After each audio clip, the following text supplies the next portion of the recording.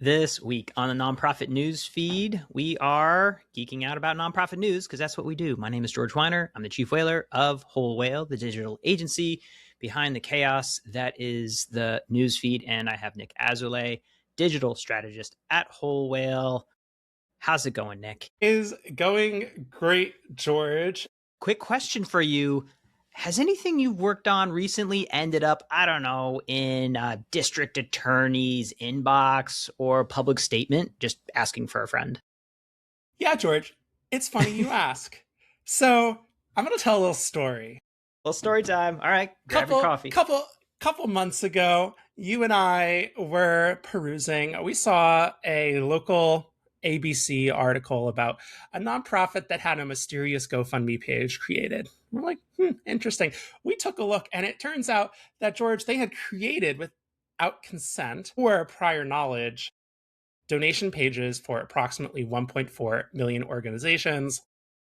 George, you and I reached out to our clients who were not pleased with this, and I think we did some amount of advocacy around why this is potentially bad for nonprofits. Now, those pages were created with nonprofits' names, logos. They were soliciting donations actively. They had built-in tips of upwards of 16%.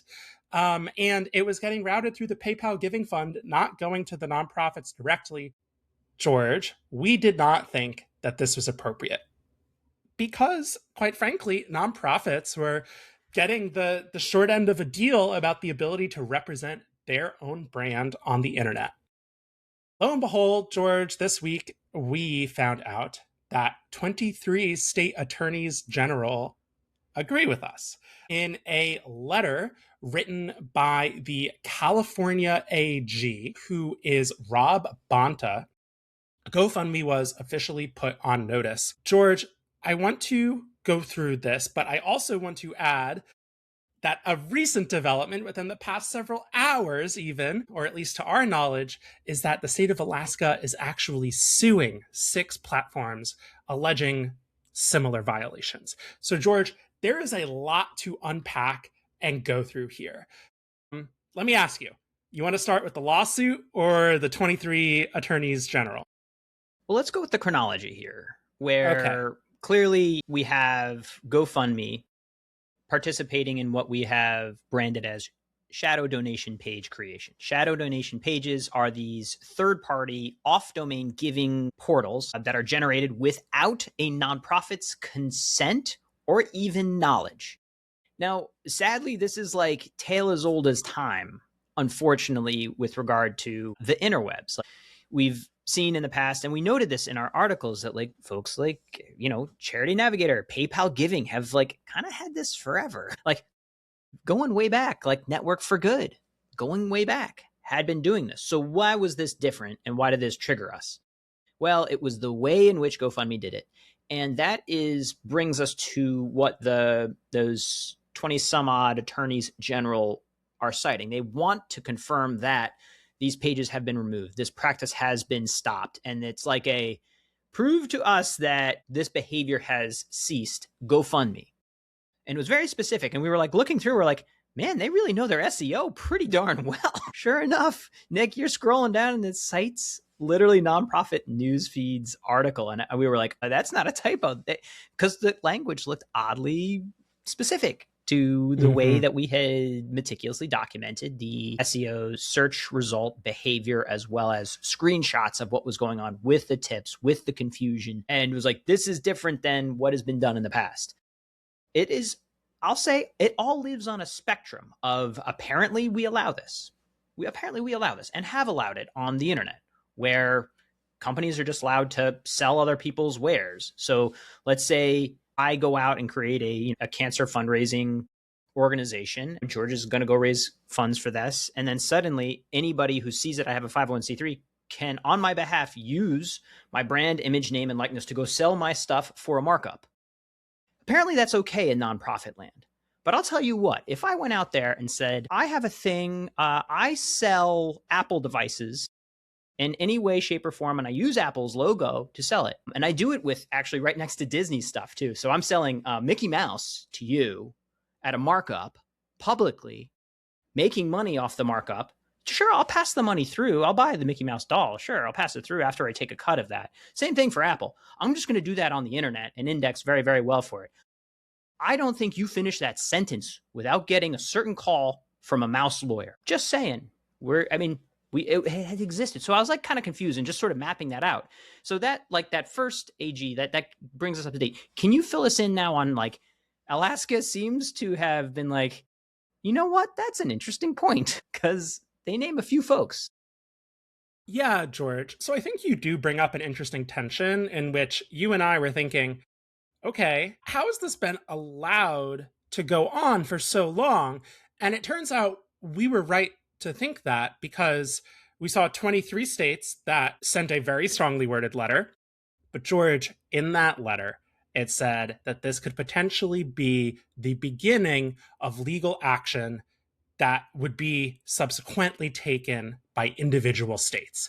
So, in many ways, that Attorney's General letter was kind of the warning shot saying, hey, additional litigation might be coming. And we actually got that this week, George, because the state of Georgia, so Alaska Attorney General Stephen Cox, filed lawsuits against 6 crowdfunding platforms. 6. That includes GoFundMe, PayPal, which operates the PayPal Giving Fund, Charity Navigator, Just Giving, Pledge To, and Network for Good, alleging they created donation pages for thousands of Alaska nonprofits without obtaining consent, and it directly violated the state's charitable solicitations act. You need permission to do this. You cannot solicit donations without prior approval. And we kept on seeing that, George, again and again, and didn't understand how this was happening at scale. And they alleged, George, that these unauthorized pages created actual harm because these platforms were collecting fees associated with these donations that were unclear, potentially displayed outdated information. And you and I have talked at length about how damaging that is, particularly in our AI augmented information ecosystem. They were competing with organizations for their own fundraising. Organizations had to compete with themselves to outrank, let's say, a Network for Good donation page, right? So that is the SEO critique right there. And then George also cutting off the ability for organizations to manage and have sovereignty over the relationship with that donor, right? That was something that this whole time was actually never clear to us, right? Like, who owns the donors in this convoluted, like, donor PayPal Giving Fund disbursement Even flow. if you charge and zero this fees, is why it matters. Yes. Yes, this is why it matters, George. It's directly hindering the nonprofit's ability to court donors to their organization on their own terms. And you got to remember, George, nonprofits are in many ways sponsored by the government, like get tax advantages to do this specific thing. So it should not be surprising that the government, despite all the terrible stuff happening in the world, that the government hears about this and says, wait a second, we are sponsoring these nonprofit organizations. We are giving them a leg up by giving them this government designated nonprofit status. We are not going to let them be taken advantage of in this way. And George, the state of Alaska is seeking court orders to remove all unauthorized pages for Alaska charities and civil penalties for each violation, reinforcing the principle that platforms must get a nonprofit's permission before soliciting in its name. We do not know what this means, right? There is a lot of ambiguity and questions in that demand. Removing pages and civil penalties for violations, we don't know what that means. As far as we can tell, the lawsuit itself is not public. We'll have to dive into that. But George, wow. This is among the most, I think, important stories we've covered in our 6 some odd years of doing this podcast. Yes. I'm going to go ahead and say this may be the most consequential, just articles and things that I've ever written. Simply the fact that it was noted and the research cited, and now the threads are being pulled. That each one of these shadow pages that exists on any platform now is a tiny little liability bomb waiting to go off and is now on the radar of not one, but how many attorneys general signed that? And Alaska was one of the folks on that. It's interesting. Yeah. George, 23 state, you know, we might see more lawsuits. You know, Alaska will potentially be suing for damages done to Alaskan nonprofits. George, I hate to tell you, but there's not that many people in Alaska, and presumably not too many nonprofits in I Alaska. formally There might apologize be to all of our bigger Alaska pools. listeners. I support you. I want you to send all angry stuff to Nick, though, please.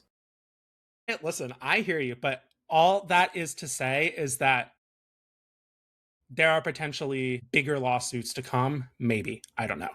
I don't George, think the what are you dominoes thinking? are done. I don't think the dominoes are done. I think that, you know, based on our research, it was the California AB 488 Assembly Bill was the only real one that had any teeth, and that regulates online charitable fundraising platforms, requiring them to register with the AG's office and ensure the charities they support are in good standing. And like it was like the Charitable Solicitation Registration Act, which I I said the words, I don't even fully understand it, but that was like there's very, very little, I'd say, in terms of the actual teeth in terms of pursuing this. But as you see, like Alaska has found this narrative and this approach, and this was the level at which we have to go to address the question of should shadow donation pages be allowed or not. And I would say, unless it's critical to your business, I think there's a lot of groups being like, we have a real issue right now. I will say, and I wanted to note this, and I posted this on our articles and LinkedIn as we talk about it, with regard to the first letter put out by California and signed by those AGs, is that with regard to the SEO, sitemap, XML stuff, the shady SEO stuff, I'll just say, shady. Frankly, it was tactically sound SEO. It was very clever. They have since removed all of that, being GoFundMe. GoFundMe has removed all of that. And I know this because I have documented records of what that sitemap looked like at the time, and what it looks like now, which they completely removed all of those things and de-indexed those shadow donation pages. Yeah, George, just for our listeners, if I recall, when we were looking through this, we discovered that all those organizations were in the XML file, which is technically the sitemap file, listed like in the millions. Like, just that's how everywhere. I was like, it was impressive. I was like, right. huh. And to be clear, that's been removed. That's what we're saying. Correct. They adjusted that as well as their official policies on pretty much all of it, and they did that again in Q4 last year. Unfolding story, really, really interesting. I still will make my ongoing petition for someone getting behind the verified giving protocol.